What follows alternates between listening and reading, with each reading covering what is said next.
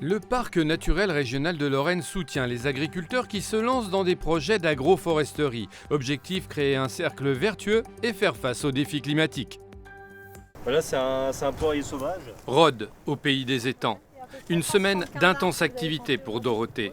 Sur cette parcelle nue de 17 hectares, elle a décidé de planter près de 300 arbres, mais aussi 60 fruitiers et 1 kilomètre de haies. L'agricultrice se lance dans l'agroforesterie.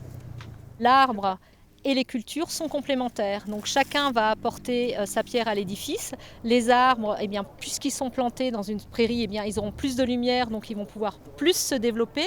Et puis il va apporter de l'ombre à la terre, et il va apporter de l'humus avec les feuilles qui vont tomber. Donc tout ça, ça va apporter un plus.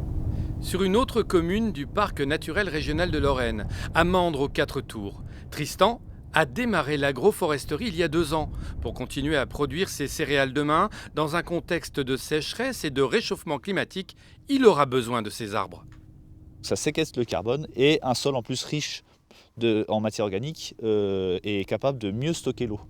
Et en plus, on met en place un sol qui sera capable de mieux gérer les effets du réchauffement climatique, quoi. Lutter contre les effets du réchauffement, favoriser la biodiversité, les équipes du parc naturel régional de Lorraine sillonnent le territoire et aident ainsi les agriculteurs en analysant leurs besoins, du diagnostic initial à la plantation. On a voulu lancer une expérimentation pour qu'il y ait aussi un effet vitrine sur le territoire, parce que dès que des réalisations sont faites, il y a des personnes, d'autres agriculteurs qui, en passant par ces routes-là ou ces villages-là, peuvent s'en rendre compte.